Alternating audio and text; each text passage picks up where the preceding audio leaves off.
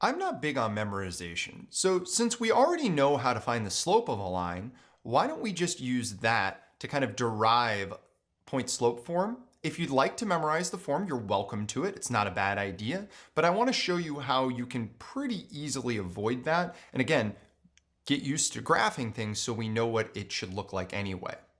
So let's say that we're told that our slope is equal to 3 over 2, and that our line passes through the point -2, 4. So let's go ahead and just kind of graph this. So let's plot the point, and then we'll use that slope, again, remembering that the 3 is going to be our change in y, and the 2 is our change in x. So I'm going to travel up 3 units, and then to the right 2 units, and then maybe one more time. The reason that I did this is if we don't really want to find or memorize a lot of formulas, I know that I should just be able to travel to any point on this line and have this work. So I'm going to go ahead and do that same trick as before. We have the point xy here. And I know that I'll have to travel from 4 up to y to get there. And that's just going to be y minus 4.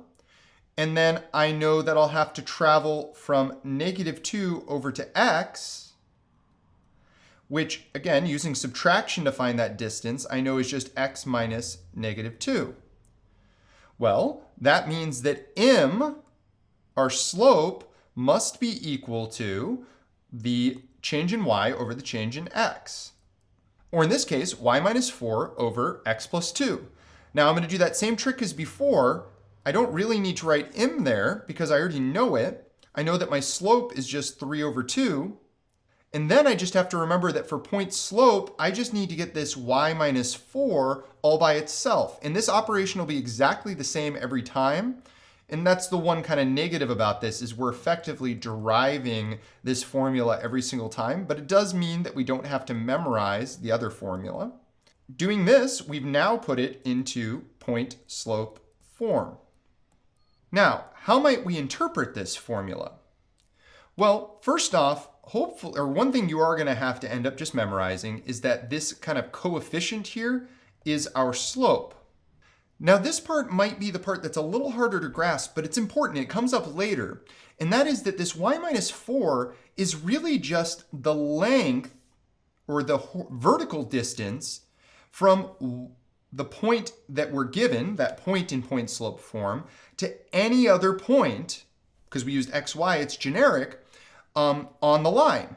Well, if that's the case, then if we want to know the location of this point right here, we really just want that piece to equal 0.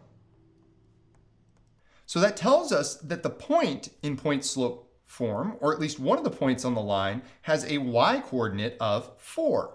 Now, using the same logic, if I want to stay at this location, I'm going to want this horizontal component to also equal 0.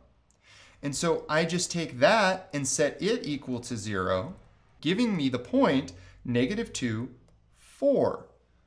Now, I realize that that last part might seem a little abstract, but I encourage you to go back and try to internalize what I was talking about there. It ends up being something that we can come back to when we start looking at other types of relationships that aren't lines. And it's a concept that if you can master it, makes it a lot easier to identify points in a relationship.